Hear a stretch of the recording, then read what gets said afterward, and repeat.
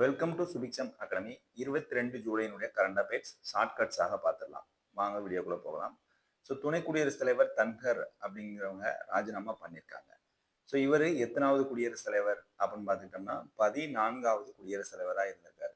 இவருக்கு ஒரு நாள் கூட லீவ் கொடுக்கல. அதனால இவர் என்ன செஞ்சிட்டாரு, பதவியை ராஜினாமா பண்ணிட்டாரு. அதான் ஒரு நாடு அப்படிங்கிறத 14ன்னு வச்சுக்கோங்க. இதுக்கு முன்னாடி இருந்தவர் யாரு அப்படின்னு கேட்டீங்கன்னா வெங்கையா நாயுடு அவர்கள் 13வது குடியரசுத் தலைவராக இருந்திருக்காரு.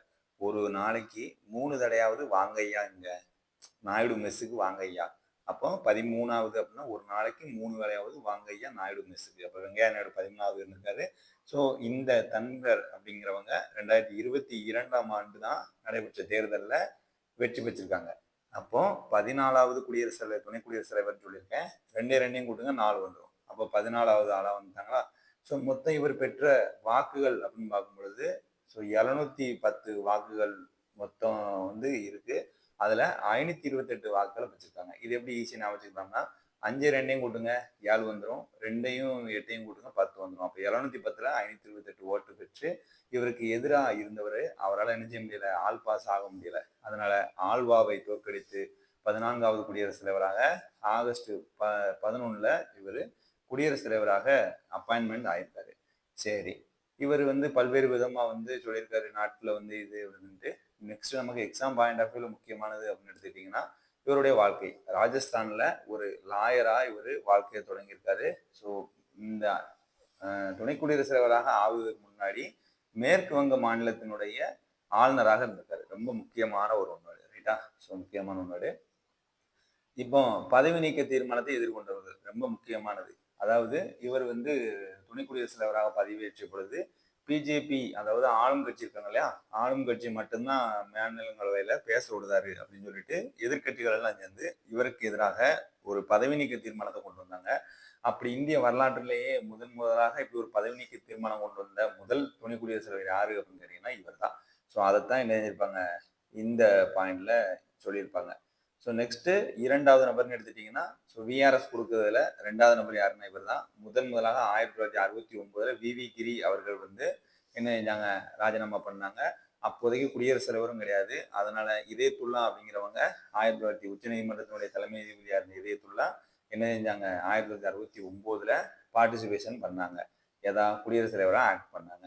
ஸோ குடியரசுத் தலைவரை தேர்ந்தெடுப்பதற்கு தேர்தல் ஆணையம் வந்து விரைவில் ஆக்ஷன் எடுக்காங்க. டோட்டல் எவ்வளவுன்னா 288 பேர் இருக்காங்க நாடாளுமன்ற உறுப்பினர்கள். இதில் முக்கியமான என்னன்னு கேட்டீங்கன்னா நியமன உறுப்பினர்களும் ஓட்டு போடலாம் அப்படிங்கிறத மேட்ரு. ஸோ நெக்ஸ்ட் இவருக்கு புதுசாக தேர்ந்தெடுத்தாங்கன்னா எக்ஸிஸ்டிங் பதவி காலம் வரைக்கும் தான் இருப்பாங்களா அப்படின்னு கேட்டிங்கன்னா இந்த ரிசைனேஷன் கேட்டகரியில் கிடையாது. ரிசைனேஷன் பண்ணிட்டாங்கன்னா நமக்கு என்னது, ஃபுல் டேம் அவங்களுக்கு கொடுக்கணும். அதனால ஃபுல் டேம் கொடுப்பாங்க 5 இயர்ஸ். ஸோ முக்கியமான தகவல் இது. நெக்ஸ்ட் பாருங்க, நீதிபதி யஷ்வந்த் வர்மா பதவி நீக்க பரிந்துரை. ஸோ இவருக்கு தெரியும் 100 என்ன செய்யணும், மக்களவையில 100 பேர், மாநிலங்களவையில 50 பேர் என்ன செய்யணும், இந்த தீர்மானத்துக்கு ஓட்டு போடணும். அப்பதான் என்ன செய்ய முடியும், இவரை பதவி நீக்கம் செய்ய முடியும்.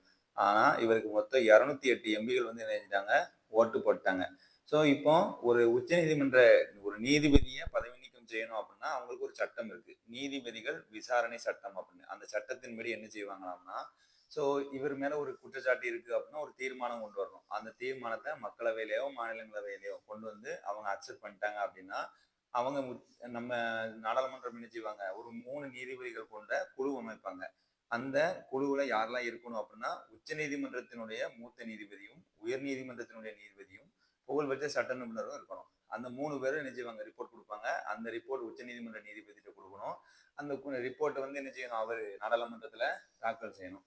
பின்னாடி அதுக்கு விவாதங்கள் எடுத்து ஓகே இவரை பதவி நீக்கம் செய்யலாம் அப்படின்னா என்ன செய்யலாம், பதவி நீக்கம் செஞ்சிடலாம். ஆனா இப்ப இவர் என்ன செஞ்சிட்டாரு அப்படின்னா ஆல்ரெடி ஒரு குழு வந்து என்ன செஞ்சாங்க, ஸோ உருவாக்குனாங்க. உருவாக்கிட்டு அதை வந்து மறுபடியும் இவர் என்ன செஞ்சாரு, ஸ்டே பெட்டிஷன் போட்டாரு. எனக்கு பேசுவதற்கு ஒரு வாய்ப்பு கூட கொடுக்கல அப்படின்னு ஒரு ஸ்டே பெட்டிஷன் போட்டிருக்கிறதுனால இப்போதைக்கு நாடாளுமன்றத்துல தீர்மானம் நிறைவேற்றப்பட்டிருக்கு. ஆனா இவரை பதவி நீக்கம் செய்வதற்கான முழுமையான நடைமுறைங்கிறது இன்னும் முடியலை அப்படிங்கிறது இங்க தெரிஞ்சுக்கோங்க. ஸோ நெக்ஸ்ட் பாருங்க, ஸோ ஜிஎஸ்ஆர்இ அதாவது காட்டன் ரீஸ் நிறுவனம் இருக்கு இல்லையா, கப்பல் கட்டுந்தளம், அவங்க வந்து என்ன செய்யறாங்க, தங்களுடைய 8வது நீர்மூழ்கி கப்பலை அழிக்கக்கூடிய ஒரு ஒரு கப்பலை வந்து வடிவமைச்சு கொடுத்துருக்காங்க. இதுக்கு பேர் என்ன, அதான் மேட்ரு, அஜய், ரைட்டா?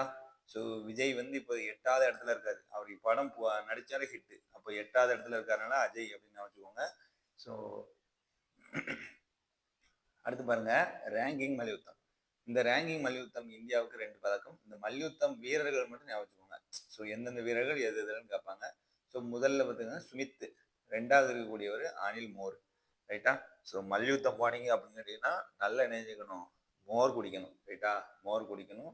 அப்போ அனில் மோர், ஸ்மித் 2 பேரும் மல்யுத்தம் அப்படிங்கிறது ஞாபகம் வச்சுக்கோங்க. ஸோ அர்ஜுன் மற்றும் பிரக்ஞானந்தா 2 பேருமே என்னது, ஸோ செஸ்ல கில்லாடிகள்னு தெரியும். ஆனால் இவங்க 2 பேருமே என்னது 5வது மற்றும் 6வது இடத்துக்கு பின்தள்ளப்பட்டாங்க. ரைட்டா? லேட்டஸ்டா அமெரிக்காவில் நடைபெற்ற ஃப்ரீ ஸ்டைல். ரைட்டா? அமெரிக்காவில் நீங்க போனீங்கன்னா எல்லாருமே நினைச்சுவாங்க ஃப்ரீயா அலைவாங்க ஸ்டைல் பண்ணிட்டு. அதான் ஃப்ரீ ஸ்டைலுங்கிறது எங்க இருக்கு, அமெரிக்காவில் இருக்குன்னு வச்சுக்கோங்க. கேரளாவினுடைய முன்னாள் முதல்வர் வி.எஸ். அச்சுதானந்தன், கம்யூனிஸ்ட் பார்ட்டியினுடைய முக்கியமான ஆளு. ஸோ இவர் வந்து என்ன செஞ்சாங்க, இப்போ மாரடைப்பால இறந்துருக்காங்க. ஸோ எத்தனை வயசுல, 101 வயசுல இறந்துருக்காரு. ரொம்ப முக்கியமான ஒரு பாயிண்ட் இதுல. ஸோ முக்கியமான பாயிண்ட் என்னன்னா, இவர் எந்த வருஷம் டு எந்த வருஷம் வந்து இதா இருந்தாருங்கிறது தான் மேட்ரு. ஸோ 2006ல இருந்து 2011 வரைக்கும். ரைட்டா? 2006ல இருந்து 11 வரைக்கும் ஸோ கேரளாவினுடைய முதல்வராக இருந்திருக்காரு. பேரவை உறுப்பினர், ஸோ எம்எல்ஏவா எத்தனை தடவை இருந்திருக்காரு, 7 தடவை இருந்திருக்காரு. எதிர்கட்சி தலைவராக 3 முறை இருந்திருக்காரு. ஸோ 2016 பேரவை தேர்தலில் தனது வயதையும் பொருட்படுத்தாமல் என்ன செஞ்சாராம், கேரளா முழுக்க பிரச்சாரம் பண்ணியிருக்காரு. அப்போ 2016 எலெக்ஷன்ல பிரச்சாரம் பண்ணியிருக்காரு. 6 டு 11ல இதா இருந்திருக்காரு. 7 முறை எம்எல்ஏவா இருந்திருக்காரு. 3 முறை இவர் ஸோ எதிர்கட்சி தலைவராக இருந்திருக்காரு.